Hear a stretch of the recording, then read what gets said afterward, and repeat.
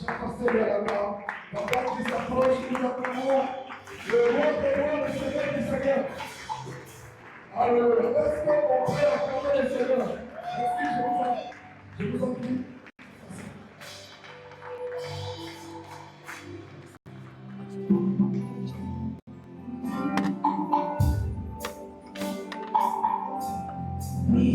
Je vois si encore Jésus,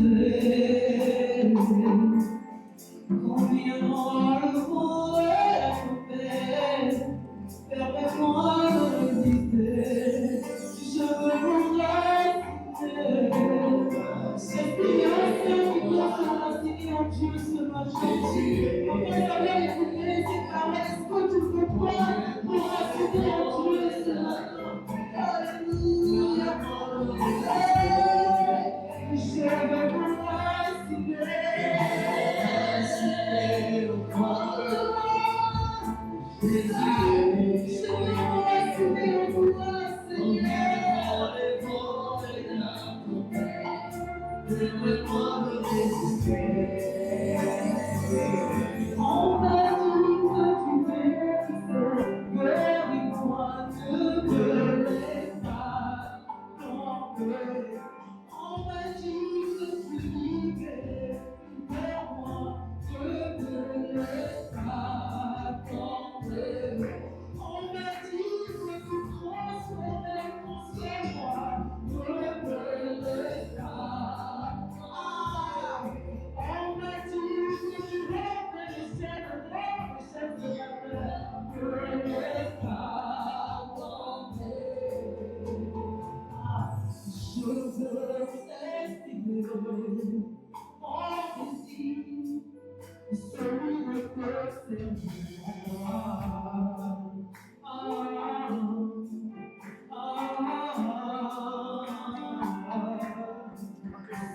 maintenant je veux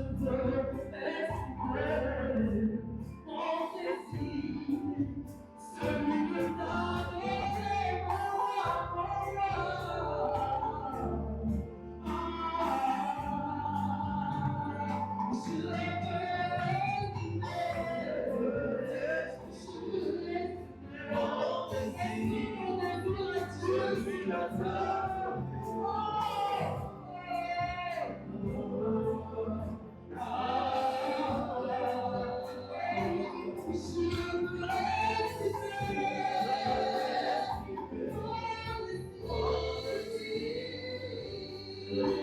amour.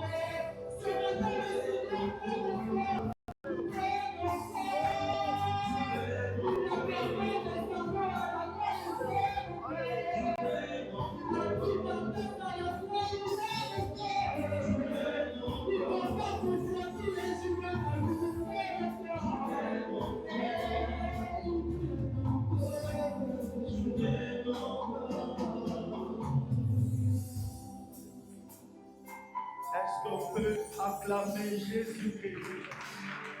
Acclame, acclame. Est-ce qu'on peut acclamer le Seigneur? Est-ce qu'on peut l'acclamer? Alléluia. Merci pour vous mettre, je vous en prie.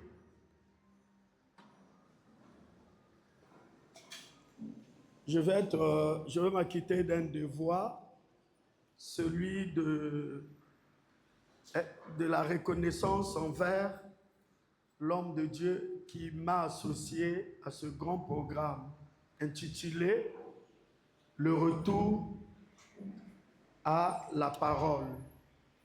Bien-aimés, je veux aussi saluer les hommes de Dieu qui sont dans la salle. Merci pour votre présence. Je veux aussi saluer ceux qui travaillent avec le révérend apôtre Vincent. Soyez tous bénis. Merci de m'avoir accordé la parole.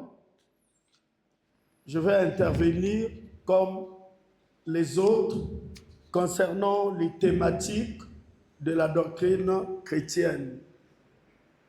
Bien-aimés, avant d'aborder cette thématique, j'aimerais avouer quelque chose.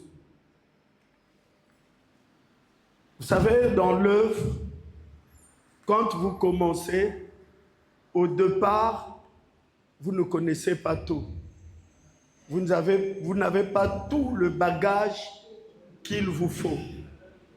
Mais l'Éternel Dieu vous dirige progressivement. C'est pour ainsi dire que la révélation ou la connaissance est progressive. Ce n'est pas, Dieu n'a pas formé des serviteurs qui sont déjà complets à 100%. Mais c'est au fur et à mesure que vous marchez avec Dieu, Dieu vous forgera aussi.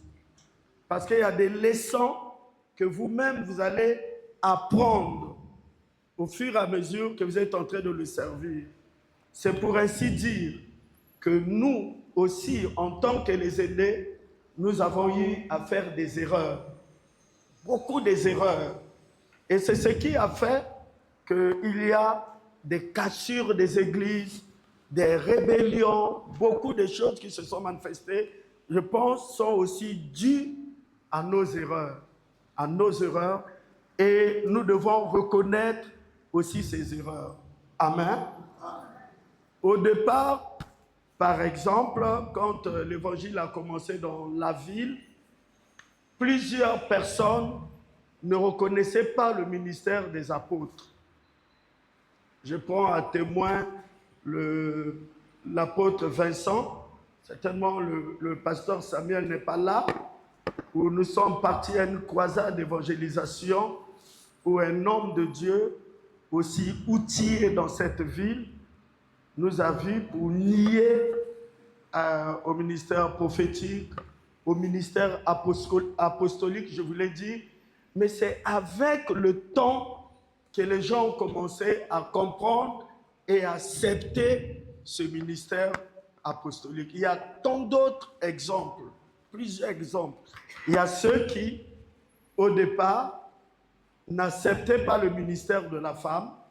Je vais terre à terre, hein, qui n'acceptaient, qui ne reconnaissaient pas le ministère de la femme. Il y a ceux qui, au fur et à mesure qu'ils sont en train de marcher, qui acceptent, mais il y a d'autres qui n'acceptent pas encore. Sur le parler en langue, et vous allez voir, nous sommes sur la doctrine, mais je vais essayer d'étaler les choses qui font qu'il y a un peu de divergences et qui souvent nous mettent en contradiction. Amen. Sur le parler en langue, par exemple, vous allez trouver qu'il y a ceux qui sont d'accord que pendant qu'on est en train de prier, toute l'Église se met à parler en langue. Tout le monde, chacun sa langue. Mais il y a ceux-là qui ne sont pas d'accord avec cette pratique. Vous savez, nous parlons de la doctrine biblique. L'Église n'appartient à personne.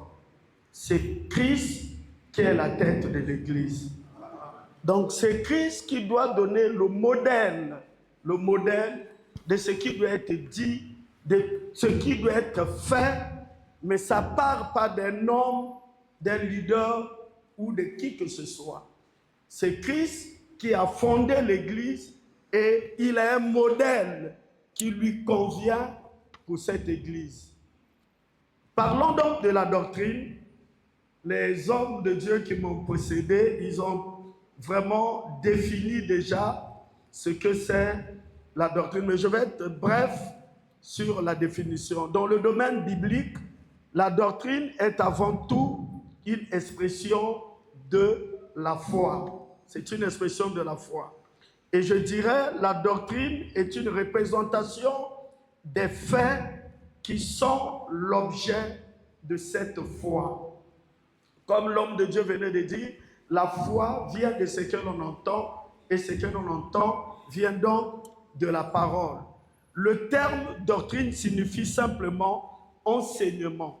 Enseignement. Alors, chaque milieu a ses enseignements, comme venait de le dire l'homme de Dieu, ou sa doctrine. Mais l'Église aussi a ses enseignements. Les enseignements qui sont propres à l'Église, qui n'ont rien à voir avec des dogmes, avec la philosophie, avec autre chose.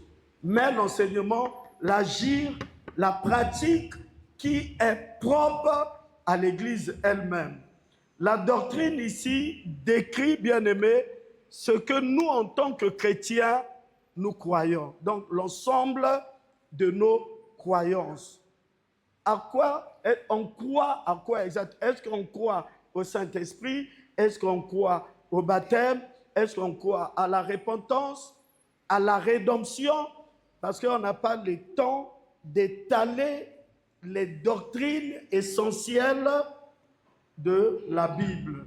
Parce que parlons des doctrines essentielles de la Bible, si je peux survoler, nous avons par exemple la doctrine de la repentance des œuvres mortes, nous avons la doctrine de la foi en Dieu, nous avons la doctrine de l'imposition des mains, nous avons la doctrine de la résurrection des morts, il y a plusieurs doctrines, donc ces doctrines-là sont pour permettre aux chrétiens de croire en se basant sur l'intégralité de la Bible.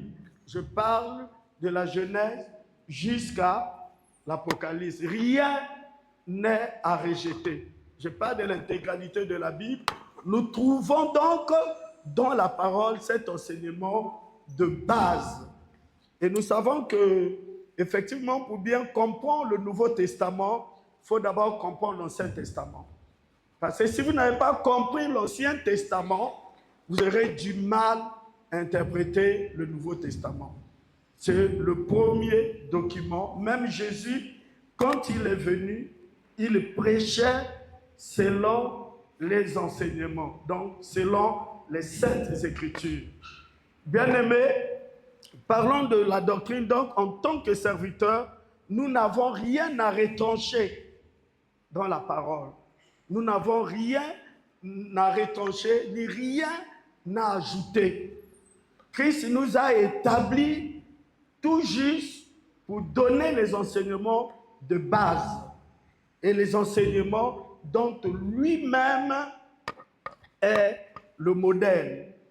Je m'en vais pour dire, toujours concernant la doctrine, dans l'Ancien Testament, le mot hébreu pour doctrine fait généralement référence à la vérité révélée par Dieu. La vérité révélée par Dieu. Vous comprenez que la doctrine n'est pas la pensée d'un homme, ce n'est pas la pensée d'une église locale, mais c'est la pensée, ou je voulais dire la révélation de Dieu lui-même. Ce sont des vérités de Dieu. Personne en dehors de Dieu ne détient la vérité. Donc si nous avons besoin de la vérité pour nous, hommes de Dieu, pour nous, chrétiens, c'est la doctrine. Donc C'est ça notre base. Nous disons qu'il est le plus souvent rendu pour enseignement. Quand on parle de la doctrine, c'est ce que Dieu nous enseigne. Il s'agit des instructions de Dieu. Il s'agit de l'apprentissage de Dieu. Dieu te prend là où tu es et Dieu t'instruit. Dieu te prend là où tu es tel que tu es et Dieu t'enseigne. C'est de cela qu'il s'agit et la doctrine étant donc l'instruction ou l'apprentissage. Donc en tant que chrétien, en tant que serviteur de Dieu, en tant que ministre de Dieu, nous sommes appelés à apprendre. Nous sommes appelés à être instruits, donc à recevoir les directives de la part de celui qui nous a envoyés. Et vous comprenez, vous ne pouvez pas être à la tête d'une église sans avoir reçu les instructions de la part du Seigneur. Cet enseignement de base dont nous faisons allusion, la doctrine. Bien-aimés, nous sommes appelés donc à apprendre parce que nous ne sommes pas nés avec la Bible. Certains d'entre nous ont grandi dans les familles où on ne leur a pas appris à prier. D'autres ont grandi dans d'autres croyances, dans la tradition. Mais lorsque Dieu vous appelle, il vous prend tel que vous êtes et Dieu lui-même vous forge en vous donnant des instructions ou une directive. Donc, cela ne viendra pas de vous, ça ne sera même pas votre volonté, mais c'est Dieu qui vous a choisi. C'est Dieu qui vous a appelé et c'est à lui de vous apprendre. Alors, bien-aimés, il est courant de nos jours de voir les gens qui sont appelés par Dieu. Après, ils vont courir par-ci, par-là pour chercher des enseignements. Ils vont courir, ils vont aller dans tous les sens pour aller chercher des enseignements ou pour aller chercher autre chose. Moi, je pense que si Dieu vous a appelé, si réellement vous avez reçu l'appel de Dieu, comme Paul, comme Abraham, comme Pierre, et c'est à Dieu de vous instruire. Le Dieu qui vous a appelé, c'est à lui de vous instruire. Vous n'aurez pas besoin d'autre maître en dehors du Seigneur Jésus-Christ lui-même. Bien-aimés, parlons toujours de la doctrine, c'est un enseignement dans le domaine de la foi, comme je le disais tantôt. Ça vous conduit dans la foi réelle, comme le disait l'apôtre, dans la foi solide, dans la foi solide. Et le but de la doctrine, effectivement, parce que la matière de base de l'Église, c'est la foi. La matière de base, c'est la foi. Il faut croire en Dieu pour être sauvé.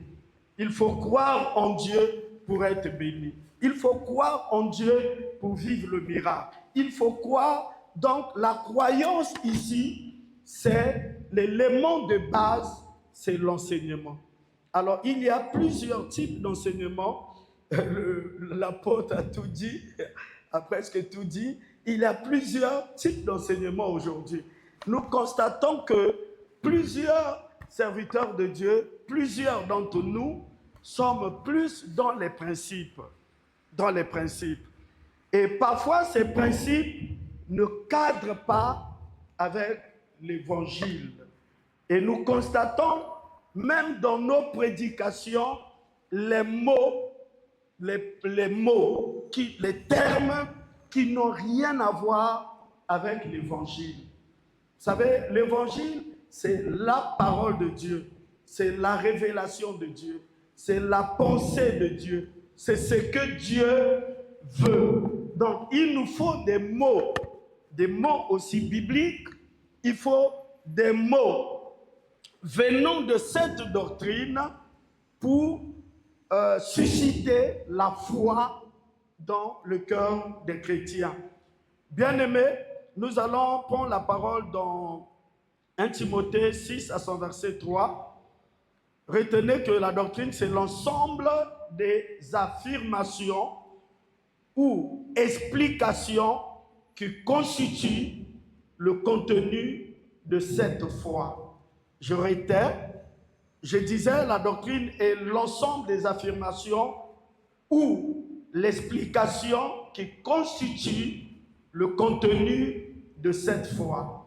Et nous allons donc faire recours à la Bible. Nous prenons donc 1 Timothée, chapitre 3 à son verset, chapitre 6 à son verset 3. Si vous me permettez que un frère puisse de temps à autre faire la lecture, ça nous aidera à aller rapidement. Donnez le micro dans la foule, je vous en prie.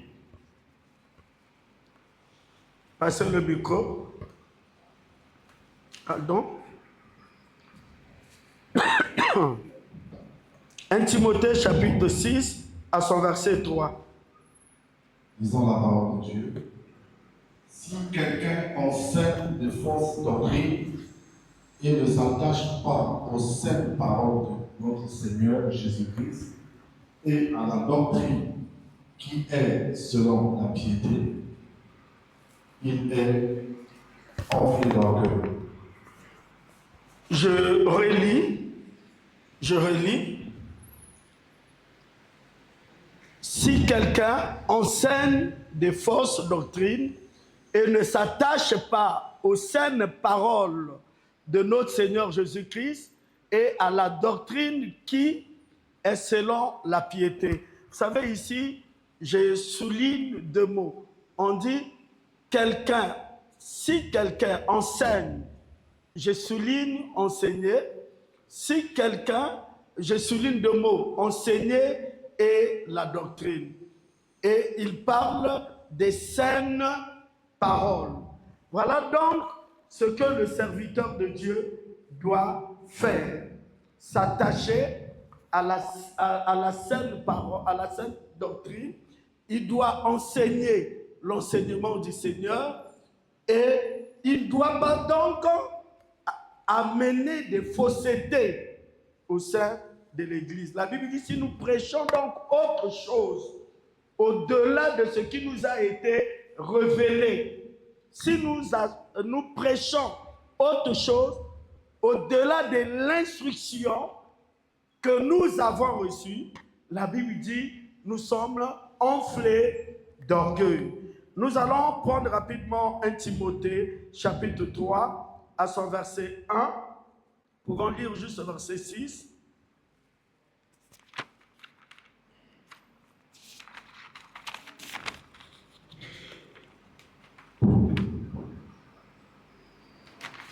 Lisons la parole de Dieu dans 1 Timothée 3, à partir du verset 1.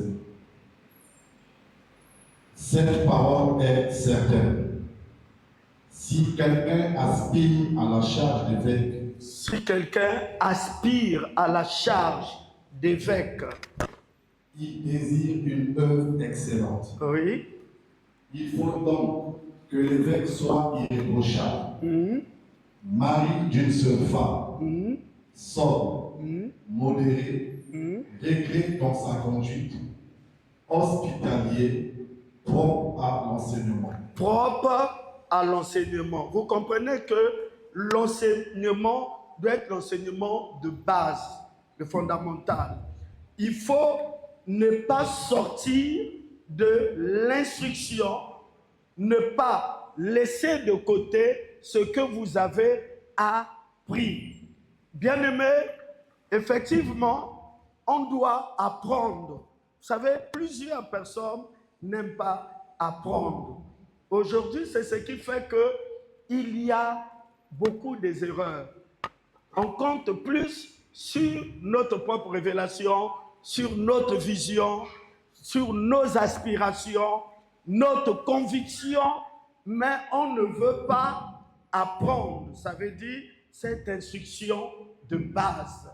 Nous ne voulons pas, bien-aimés, nous laisser conduire par cet enseignement que Christ nous a donné. Alors rapidement, permettez-moi de revenir parce que un peu plus bas, je vais nuancer quelque chose.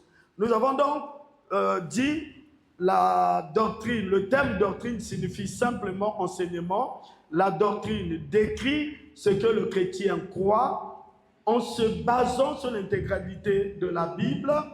Et nous avons dit parce que Dieu nous donne une révélation complète. La révélation de Dieu, elle n'est pas à moitié. Donc chacun de nous ne doit pas chercher une autre révélation. On ne doit pas chercher une révélation quelque part si comme ce que Dieu nous a donné était incomplet. La révélation de Dieu, elle est complète. L'enseignement de Dieu est complet. Ce que Dieu a donné, il y a tout. Il y a tous les sujets qui sont développés dans cet enseignement. Concernant le mariage, concernant l'imposition des mains, concernant le culte, concernant le baptême, tout est enseigné. L'agir de l'Église, l'ensemble des pratiques d'une Église, c'est de cela que nous faisons allusion. Effectivement, nous découvrons aujourd'hui, comme le disait l'homme de Dieu, il y a plusieurs pratiques aujourd'hui. Je venais, comme l'a témoigné l'apôtre, j'ai arrêté un homme de Dieu que j'ai invité de la Côte d'Ivoire. Il s'est mis à faire des pratiques non conventionnelles. Donc des pratiques qui ne sont pas dans l'enseignement de la parole. Et j'étais obligé, comme l'homme de Dieu disait, à cause de la doctrine, à cause de la parole de Dieu, vous allez vous faire des ennemis. Effectivement. Donc j'étais obligé d'arrêter. Toute l'église, quand cet homme prêchait, il prenait une bouteille d'eau, il visait sur les gens, il prenait encore une autre bouteille, il renversait sur les gens et il demandait à l'église, demain je demande à tout le monde, chacun amène la pomme, chacun amène son fruit, chacun amène. J'ai dit, ça c'est pas conforme à la parole de Dieu. Jésus ne nous a pas appris ça. Amen. Alors donc, il fallait l'arrêter. Je l'ai arrêté. Et avant de l'arrêter, je l'ai prévenu. Je l'ai prévenu le matin, quand je partais à l'église, je l'ai dit, tu as demandé aux gens d'amener de l'eau, la terre et de mettre dans les enveloppes, tu vas prier pour eux. Et ce monsieur, l'évêque, je ne sais pas, il avait toujours tendance à dire aux enfants, tenez mon passeport et vous allez avoir des ouvertures de l'Europe. Donc il priait pour tous ceux-là qui venaient tenir son passeport. C'est comme il y avait un pouvoir, il y avait l'onction, je ne sais pas, dans son passeport. Et il a osé me dire dans notre entretien, faut envoyer ta fille, donc ma fille à moi, faut l'envoyer tenir mon passeport, il ira en Europe, je veux ouvrir les portes de l'Europe, j'ai cette grâce.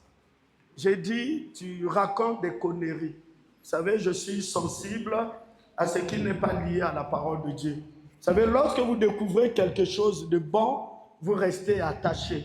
Alléluia. Vous restez attaché parce que vous ne voulez plus échouer. Vous ne voulez plus commettre des erreurs lorsque vous avez découvert ce qui est bon.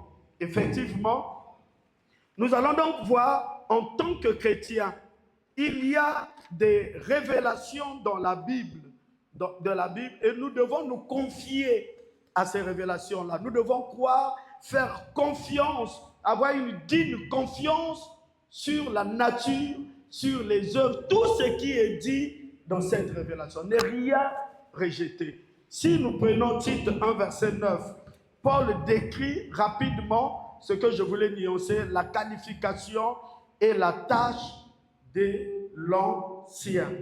Bien-aimé, il parle de la qualification et de la tâche. Donc, on est qualifié, oui, mais on a une tâche. En tant que serviteur de Dieu, en tant que ministre, nous avons une tâche. Écoutez, il dit, attaché à la vraie parole telle qu'elle a été enseignée.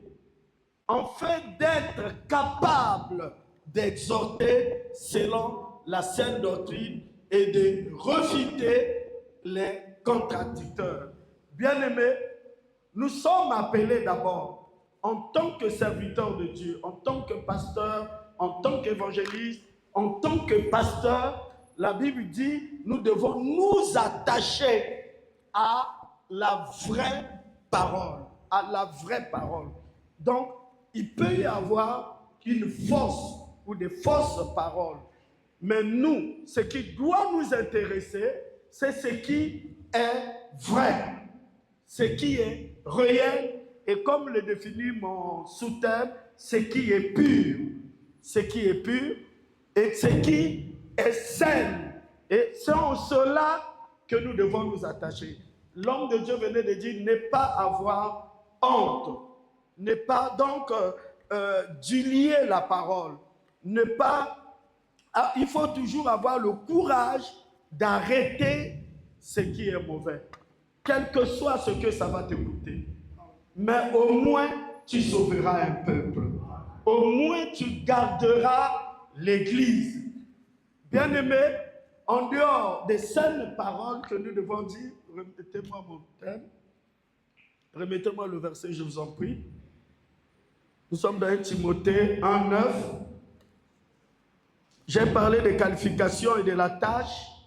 Et quand nous voyons dans l'Ancien Testament aussi, on parle de la doctrine. Même dans l'Ancien Testament, l'enseignement a commencé depuis l'Ancien Testament.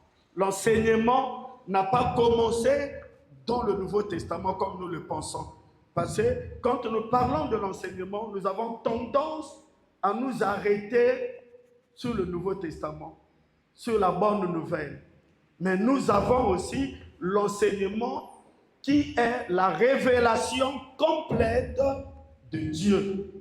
Bien-aimé, ici il est dit, nous devons nous attacher à la vraie parole telle qu'elle a été enseignée, telle qu'elle a été enseignée. Pourquoi? Il dit, en fait d'être capable d'exhorter. Donc, ce qui nous donne la force, ce qui nous donne le courage, ce qui nous rend capables, c'est lorsque nous demeurons dans les paroles qui sont vraies. Et quand nous sommes dans le faux, quand nous sommes dans ce qui n'est pas vrai, quand nous ne sommes pas dans l'enseignement de base, mais nous allons voir quelles sont les conséquences. Parce que quand l'Éternel dit de demeurer dans ce qui est vrai, de demeurer dans l'enseignement de base, on nous demande de demeurer dans la sainte doctrine et encore, on nous instruit de rejeter les contradicteurs, de refuter les contradicteurs. Et vous savez, effectivement, les contradicteurs ne vont pas manquer là où il y a la vérité. Tout le monde n'accepte pas la vérité. Quand vous enseignez la vérité, n'attendez pas à ce que tout le monde puisse croire. N'attendez pas à ce que tout le monde soit d'accord. Ne cherchez pas l'approbation des hommes. Et vous devez vous attacher à l'instruction, à la révélation, à l'enseignement que celui qui vous a établi vous a donné au départ. Amen. Bien-aimés, rapidement, je veux parler de la doctrine toujours. Je vous en prie, il y a deux types donc de doctrine, rapidement, deux types de doctrine. Il y a la bonne et il y a la fausse. Il y a deux types. Donc, si la doctrine n'est pas bonne, donc elle est fausse. Et dans la fausse doctrine, la Bible parle de la doctrine de Balaam, de la doctrine de Nicolaï. Il y a plusieurs sortes de doctrines. Et vous avez aussi la doctrine de l'homme lui-même, de l'homme. Et souvent, nous avons tendance à ajouter dans ce que Dieu a dit, dans ce que Dieu nous révèle. Nous avons tendance à ajouter des choses. Et c'est ce que nous ajoutons qui souvent cassent l'Église. Et souvent, ça nous disqualifie nous-mêmes. Parce que, au lieu de demeurer, au lieu d'être attachés dans les choses que nous avons apprises, au lieu de demeurer dans l'enseignement de base, quand nous ajoutons, et je crois que la perte de l'onction part de là. La perte de l'onction ne part pas parce que tu as tel tempérament, parce que tu as tel caractère, mais c'est le fait de ne pas demeurer, le fait de ne pas rester attaché dans ce que Dieu nous a transmis. Et ça s'enlève le pouvoir, s'enlève l'onction, ça détruit tout ce que le Seigneur veut faire dans son Église par votre canal. Bien-aimés, il y a donc, parlons du vrai ou des fausses doctrines. Premièrement, nous retenons, la vraie doctrine, son contenu provient de Dieu. Le contenu de la doctrine qui est saine vient de Dieu. Ça ne vient pas de l'homme. Alors, nous disons l'origine de la doctrine qui vient de Dieu se trouve dans la Bible. Quand la doctrine ne vient pas de Dieu, et vous allez chercher d'autres documents, vous allez chercher d'autres livres, mais ce que vous dites n'est pas dans la Bible. La doctrine, elle est fausse parce qu'elle n'a pas pour base la Bible. Donc, notre manuel de base, en tant que serviteur de Dieu, nous n'avons pas 2 manuels, nous n'avons pas 3 manuels. Le manuel, je voulais dire, de base du serviteur, c'est la Bible. Donc, tout ce qu'il doit dire doit avoir pour source, pour origine, la Bible. Et quand vous faites des choses dans l'Église, vous dites des choses qui ne viennent pas de la Bible, cela on appelle ça la fausse doctrine. Nous disons donc, le pasteur, l'apôtre Dadier parlait de son autorité qui doit être en accord avec l'ensemble des Écritures. Vous savez, pour que nous ne pouvons pas définir une doctrine à partir d'un seul verset biblique. Un verset biblique que tu as lu, comme l'exemple qu'il venait de donner, et vous prenez cela comme une doctrine. Or, la doctrine est une parole qui est en accord avec l'ensemble des Écritures. Nous parlons de l'agir de l'Église, les pratiques que l'on fait, ça doit être en accord avec l'ensemble des Écritures. Ça veut dire, il a parlé du vin, il y a ceux, par exemple, qui disent, bon, il est recommandé de boire un peu de vin, mais vous allez voir, c'est dit à Timothée, mais Pierre ne l'a pas dit, n'est-ce pas? D'autres apôtres ne l'ont pas dit. L'évangile, il y a ce qu'on appelle l'évangile synoptique. Et les évangiles se situent dans cette vision-là. Il s'agit des évangiles synoptiques. Ça veut dire ce qu'a dit Pierre, c'est ce qu'a dit Jean. Ce qu'a dit Jean, c'est ce qu'a dit d'autres apôtres. Chacun n'a pas eu sa version. Chacun n'a pas eu sa pratique. Et tout ce qu'ils ont dit, ils n'étaient pas ensemble. Ils n'ont pas préparé le message ensemble, mais le message s'accorde. Les pratiques convergent. Pourquoi? Parce que, effectivement, c'est la doctrine de Jésus-Christ. Bien-aimé, la doctrine est saine. Dans Tite 1, verset 9, la doctrine saine, elle est fructueuse. Une doctrine saine est bénéfice. Et la doctrine saine est rentable.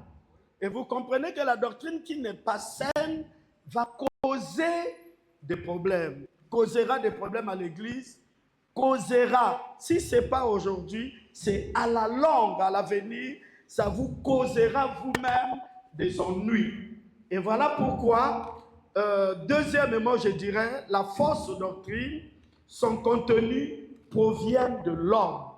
C'est dit fausse doctrine parce que ça ne vient pas de Dieu, ça ne vient pas du Saint-Esprit, mais ça vient de l'homme lui-même. Donc, évitons dans le ministère d'amener nos idéologies dans le ministère, dans la prédication, dans l'enseignement. Évitons d'ajouter toujours quelque chose dont Dieu n'a pas dit. Donc, souvenez-vous de Jérémie. Dieu a dit au prophète Jérémie, il y a des gens qui donnent des prophéties que Dieu n'a pas dit, qui donnent des visions que Dieu n'a pas révélées, mais ce sont des visions, des prophéties qui viennent d'eux-mêmes. Et c'est là, nous ne devons pas dire ce que Dieu n'a pas dit. Si Dieu ne t'a pas inspiré, Dieu ne t'a pas montré quelque chose, ne cherche pas à forcer. Souvent, nous voulons forcer pour devenir meilleur, pour paraître. Nous voulons toujours ajouter quelque chose, croyons que c'est ça qui nous rendra meilleurs. Au contraire, ce que vous ajoutez dans le domaine de l'Église, c'est interdit d'ajouter. Et si nous venons à l'Église, Dieu dit qu'on doit imposer les mains sur un malade pour que le malade soit guéri, alors n'amenez pas autre chose sur le malade. Ne le lavez pas. Ne faites pas des bains. N'amenez pas le sel. Faites exactement ce que Dieu vous a recommandé. Est-ce qu'on peut acclamer cette parole?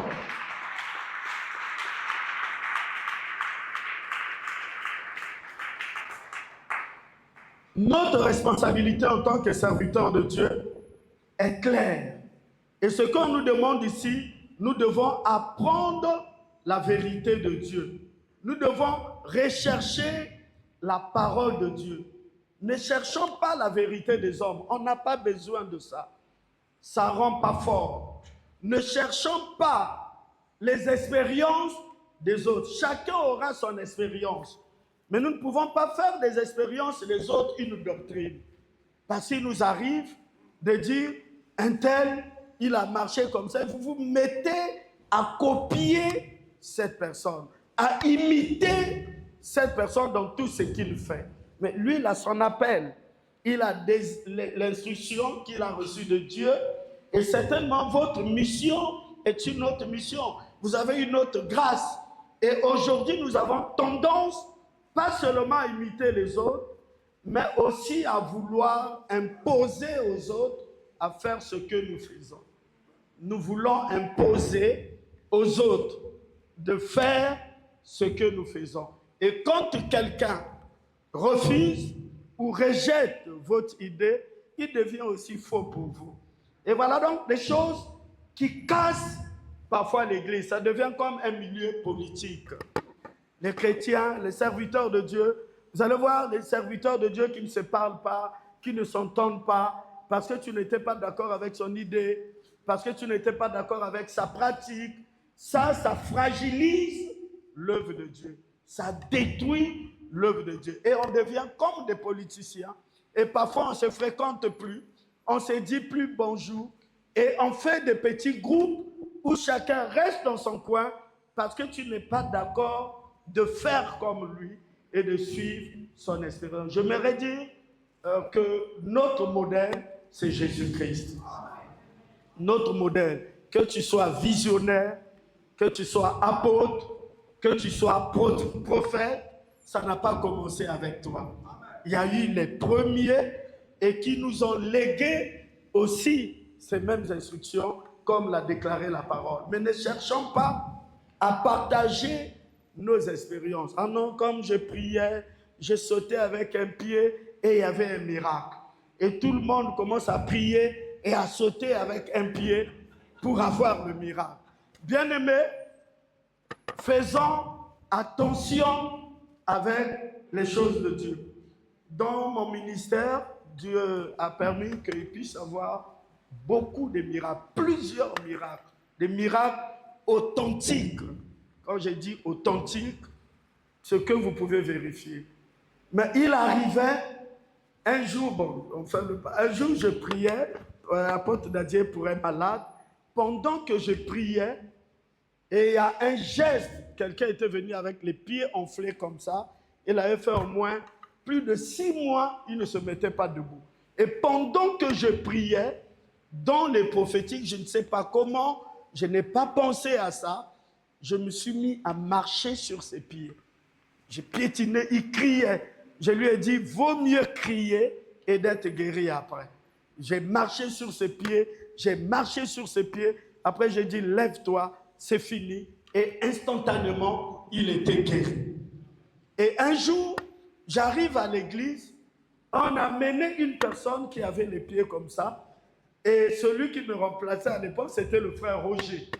J'ai vu le frère Roger commencer à marcher sur ses pieds. Commencer à marcher sur... Et j'ai dit, mais tu vas le tuer. Alléluia. Tu vas le tuer. Ce n'est pas une pratique. Ce n'est pas une doctrine. Mais moi-même, je ne serais pas capable de t'expliquer pourquoi je l'ai fait. Mais je ne te conseillerais pas de faire de la même manière. Donc, évitons de copier les gens. Même si c'est ton père spirituel. Vous savez, aujourd'hui, nous sommes en train de faire beaucoup de faussetés au nom du Réma. Beaucoup de faussetés. Nous sommes en train de le faire. Et après, on dit, c'est le Réma. C'est le Réma. Bien-aimés, rapidement, permettez-moi encore, parlons toujours de la fausse doctrine. La fausse doctrine confond la vérité. La fausse doctrine confond la vérité. Quand vous êtes dans la fausse doctrine, la doctrine qui n'est pas saine, vous avez du mal à distinguer la vérité. Parce que pour distinguer la vérité, il faut soi-même être dans la bonne doctrine. Parce que quand il n'y a pas la bonne doctrine, c'est l'erreur qui est là. Vous êtes dans l'erreur. Tout ce que vous allez faire, vous n'avez plus de distinction. Parce que ce que vous faites est fausse. Comme les gens ont l'habitude de dire, les pensées déterminent les actes. Quand la pensée elle est mauvaise, ce qui va suivre, ça sera automatiquement mauvais. Et je pourrais le dire autrement, quand la conception est erronée, quand la conception n'est pas bonne, le jugement ne sera pas bon. Le jugement, vous allez le fausser.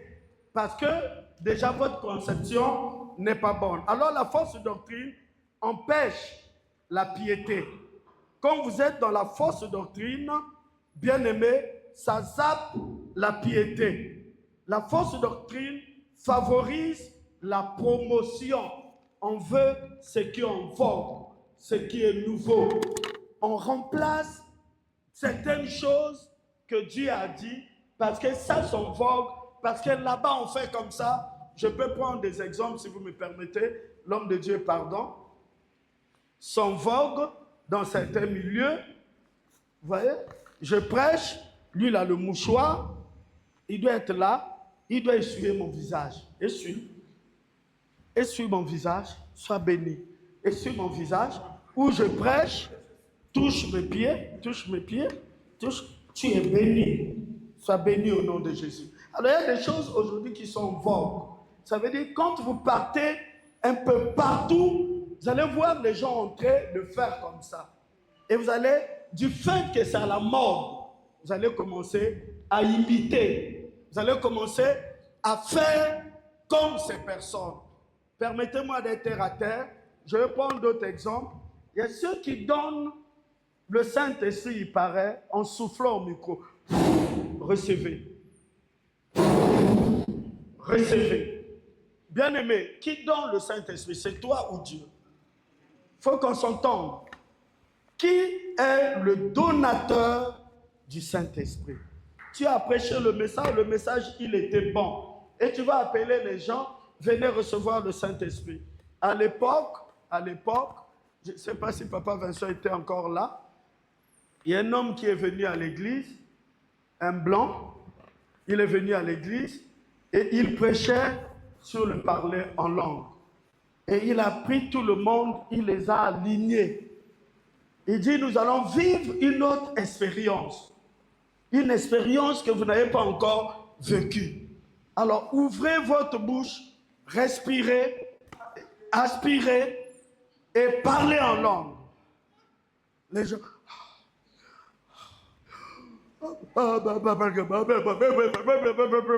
Bien aimé, je l'avais chassé. Je l'ai chassé. Je n'ai pas vu ce qu'il était. Je n'ai pas vu sa peau. Je n'ai pas vu que c'est un évangéliste international. Je l'ai dit, tu arrêtes, c'est contraire à la bonne doctrine. Bien aimé, une saine doctrine confronte le mal. Quand vous arrivez dans une église, ce qui règne, c'est le mal. Ce qui domine, c'est le mal.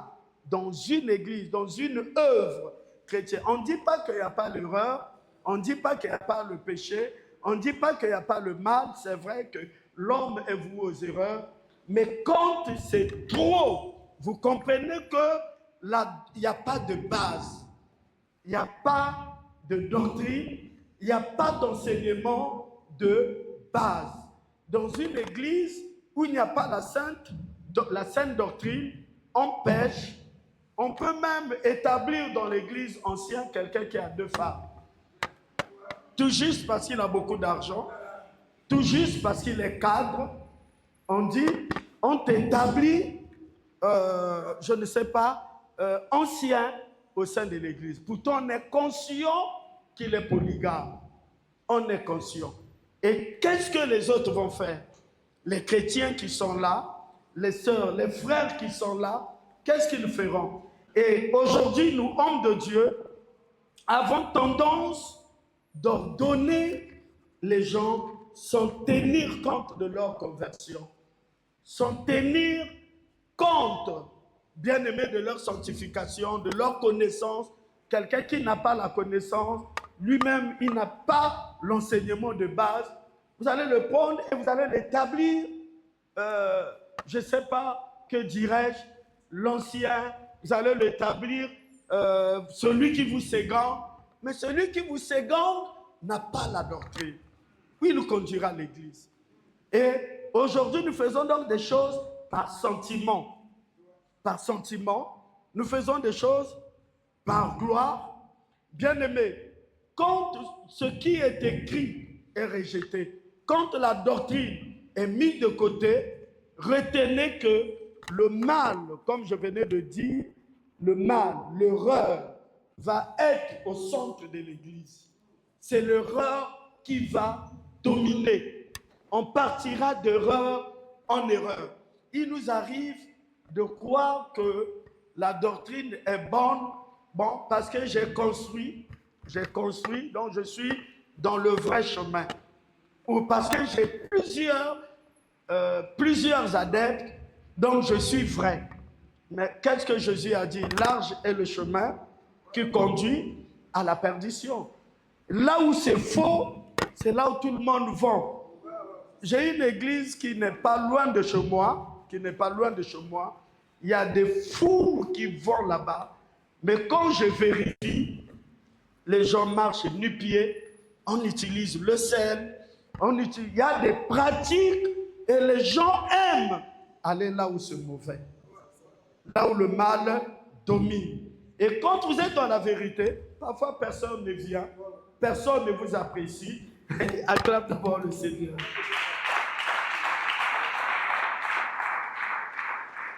La fausse doctrine permet donc aux faux serviteurs de séduire l'Église, de séduire. Donc on ne prêche pas, mais on séduit les membres de son Église. Vous savez, les gens sont attachés à vous, les gens viennent vous attirer de foule. Ce n'est pas parce que vous leur avez donné la saine doctrine, mais vous les avez séduits. Vous comprenez? Et comment séduire? Comment séduire quelqu'un? Plusieurs, comme a dit l'apôtre Dadier, ne sont pas des disciples. Plusieurs ne sont pas des chrétiens, mais ils sont des fanatiques. Hein? Ils suivent un homme. Ils ne suivent pas Jésus. Ils ne sont pas attachés à Jésus, mais ils suivent un homme. Bien-aimé, ce que je veux te conseiller en tant qu'homme de Dieu, à l'époque, j'avais du mal à m'effacer. À l'époque, j'avais du mal à être contourné. Je voulais être au-dessus de tout, mais j'ai appris à m'effacer pour que je ne sois pas considéré comme le gourou de l'Église, comme je ne deviens pas l'idole pour ceux qui sont devant moi. Et j'apprends donc à m'effacer. Nous avons, par la grâce de Dieu, ouvert d'autres églises. Nous avons des bergers qui sont là. Parfois, ils me demandent, je dis non, tu es pasteur, que le Saint-Esprit te dirige. Ah papa, ici, on va faire quoi? On va faire. Je dis non, non, non, tu es serviteur de Dieu, l'Esprit de Dieu en toi. Tu as reçu l'enseignement de base. Je crois à ton ministère. Va faire comme Dieu te dirige. Donc, je ne suis pas toujours là à imposer ma manière de faire, imposer ce que je pense. Parce que si nous faisons de cette manière, nous allons fragiliser l'Église, nous allons détruire les ministères. Je suis arrivé à un niveau où là nous sommes en train d'ouvrir nos églises. J'ai dit, soyez autonomes. Donc, ne m'attendez pas, faites ce que Dieu vous demande de faire, que Dieu vous dirige. Vous n'avez pas besoin de moi. Quand mon père spirituel m'a formé, il m'a laissé après. Il n'était pas toujours derrière moi avec la chicotte. Si vous me dites, va mettre un peu pour vous. Il n'était pas toujours derrière moi avec la chicotte, avec la loupe, tout. Non, il nous a laissés. Parfois, l'enfant, il faut le laisser dans l'erreur. Il grandira bien. Amen. Bien-aimés, je veux finir. La fausse doctrine donc permet aux faux serviteurs de séduire l'Église. Ne séduisons pas l'Église. Et voilà pourquoi les hommes de Dieu, protégeons l'Église, protégeons les âmes par la saine doctrine. Ne permet pas à ce que les gens viennent séduire les âmes au sein de l'Église, parce qu'ils sont internationaux. Lui, c'est un prédicateur international. Il a tel diplôme en théologie. Au fait, dans l'évangile, on ne doit pas impressionner. Oh là là. On ne doit pas impressionner. Il y a des choses qu'on n'est pas obligé de dire à la chair. La chair ici, c'est pour annoncer la parole. La chair ici, c'est pour présenter Jésus. Je ne viens pas ici à la chair pour étaler mes biens, pour étaler mes connaissances, pour étaler ma licence. L'évangile est christocentrique. Donc, il y a des enseignements. J'ai vu où quelqu'un, avant de prêcher, il vient, je vous salue, je suis directeur de telle entreprise, j'ai occupé tel poste, et je suis, par exemple, le premier fondé du pouvoir, je suis chef d'une plateforme. Tout ça, c'est la séduction. C'est la séduction. Prêcher l'évangile. Quand tu viens ici, il est question de présenter Christ. On ne t'a pas dit de parler de toi. Il y a ceux qui disent, oh, l'homme de Dieu, venez, moi j'ai des beaux enfants, j'ai une belle femme, il vient parler d'autre chose au lieu de parler de l'évangile. Mais si on permettait à l'église que tout le monde étale ses expériences, tout le monde parle de lui, tout le monde parle de ses biens, tout le monde parle de ses expériences, on deviendra quel genre d'église? Amen. Donc, venons prêcher tout juste l'évangile, la bonne nouvelle, la parole de Dieu. Quand vous prenez le micro, évitez de parler de vous. Évitez de parler de vous. Surtout que la Bible dit, pour qu'un témoignage soit valable, il faut qu'il y ait 2 ou 3 témoins. Donc ce que vous témoignez, c'est vous qui le dites. Il n'y a pas de témoins. Donc évitez de tomber dans la séduction. Bien-aimés, je préfère souvent donner les exemples quand je prêche qui sont bibliques, suivant les exemples qui sont bibliques, ou des cas où nous avons tous été témoins, pour éviter parfois le débordement. Alors, pour finir, l'Église, bien-aimée, nous prenons dans l'Apocalypse 2, versets 20 à 23. Je vais m'arrêter avec ces 3 textes. On va tout juste lire. Apocalypse chapitre 2, prenez le verset 20 à 23. 2 Timothée 4, 3 à 4. Actes des apôtres chapitre 28, verset 20. Et le conseil de la fin, c'est dans 1 Timothée 6, 20 et 1 Timothée 4 à son verset 14. Alors nous allons lire 2 ou 3 textes. Prenez Apocalypse 2, verset 20 à 23. Quelqu'un peut lire rapidement?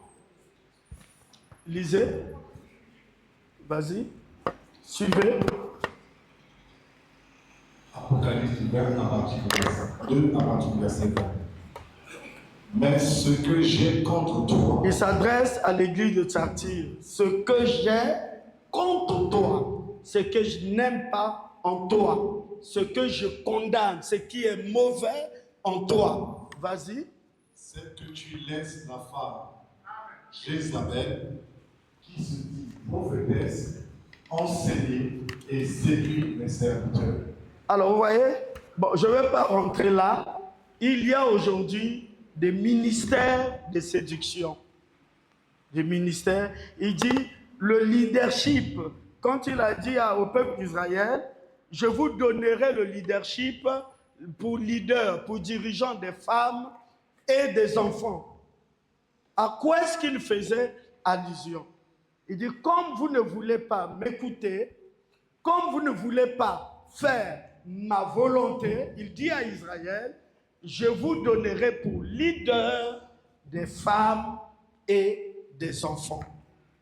Bien-aimés, il y a des églises où on laisse la femme Jézabel, qui se dit prophétesse, enseigner et séduire jusqu'aux serviteurs pour qu'ils se livrent à l'impudicité et qu'ils mangent des viandes sacrifiées aux idoles. Bien-aimés, faisons extrêmement attention avec d'autres courants. Il y a plusieurs courants qui arrivent et nous ne sommes pas toujours obligés de faire comme d'autres. Je ne voudrais pas dire ici, moi personnellement, je ne crois pas au ministère de la femme, mais n'empêche que nous puissions travailler avec la femme dans d'autres domaines. Parce que je crois que la femme a un don, la femme a l'appel, mais l'appel, le service de Dieu, ce n'est pas toujours à la chair. Si vous ne me dites pas maintenant que je vois, servir Dieu, ce n'est pas toujours au prêchoir. On peut prêcher, on peut prophétiser en dehors de la chair, n'est-ce pas? On peut faire des miracles en dehors de la chair, sans pourtant être sur la chair. Donc, faisons extrêmement attention avec plusieurs courants qui arrivent. Plusieurs courants. Tu as commencé comme ça, et demain tu changes et tu acceptes telle doctrine. Est-ce que tu as corrigé? Est-ce que tu as demandé pardon? Puisque avant, tu ne croyais pas à ce ministère. Et ça a commencé comme ça. Comment? Pour qu'aujourd'hui tu acceptes. Au départ, tu as rejeté cela. Bien-aimé, il y a des points, c'est vrai que ce sont des divergences, tout consort. Par la sagesse, on ne voudra pas toucher cela, mais l'homme de Dieu a dit, même si ça fait mal, il faut parler. Amen. Même si c'est comment, il faut exposer. Franchement, je crois au don de la femme, à toutes les grâces, tout, mais une femme à la tête de l'église, elle a un mari, elle a un foyer, elle a des enfants. Elle a des enfants. Vous savez, il y a des postes de responsabilité. Avant de donner certains postes aux gens, on doit voir aussi sa position dans la société. Mais l'église, à la tête de l'église, il faut mettre un responsable, quelqu'un qui est décideur chez lui, décideur dans sa propre vie. Si le Saint-Esprit a une femme d'aller, une femme qui est enceinte, est-ce qu'elle viendra exercer le ministère? Elle aura la force? Je ne sais pas. Amen. Est-ce qu'elle aura la force? Et Dieu l'appelle en mission. Et sa grossesse fait 9 mois. Elle dira quoi au Saint-Esprit? Elle dira quoi au Saint-Esprit?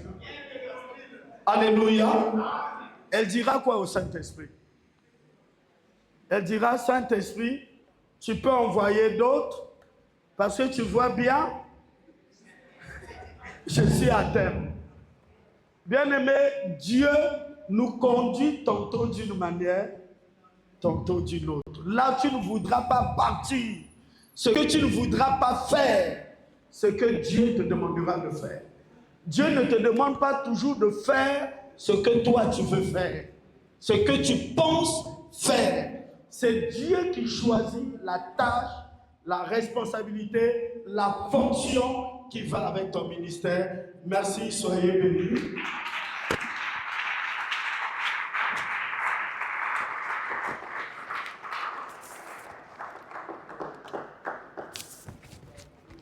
Ok. Merci beaucoup. Avant que nous puissions passer aux questions-réponses rapidement, Sois béni. nous pourrions bénir le Seigneur Merci. à travers la parole qui vient d'être libérée. Là, vous pouvez le mettre sur toi quand même. Et merci Seigneur pour ta parole. Et le roi dit quelque chose à Dieu.